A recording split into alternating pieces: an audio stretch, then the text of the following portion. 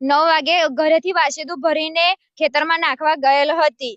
ત્યાં ખેતરમાંથી તલાવડી કિનારે એક કાકાનું ઘર હતું। ત્યાં કાકો મને બોલાવીને અહીંયા એક વાત કહું છું, ત્યાં બોલાવીને મને અંદર ઘરમાં બોલાવીને વાત કહું છું, ત્યાં બોલાવીને ઘરના દરવાજા બંધ કરી દીધા।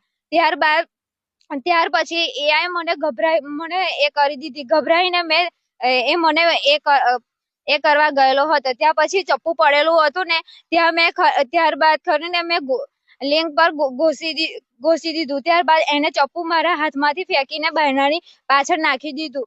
ત્યારબાદ ફોન પડેલો હતો ને, મોબાઈલ પડેલો હતો ને, ત્યાર પછી મોબાઈલ લઈને ભાગી જઈ ઘરની બહાર।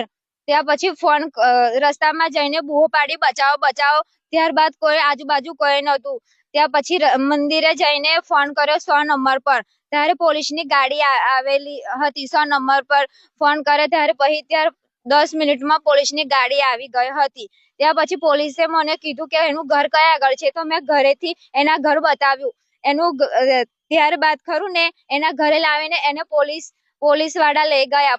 વડુ પોલીસ સ્ટેશનમાં ગયા અમે। ત્યાર પછી ત્યાં પોલીસ બધું પૂછ્યું, મને બધું પૂછ્યું ને પછી ફરિયાદ કરી હતી।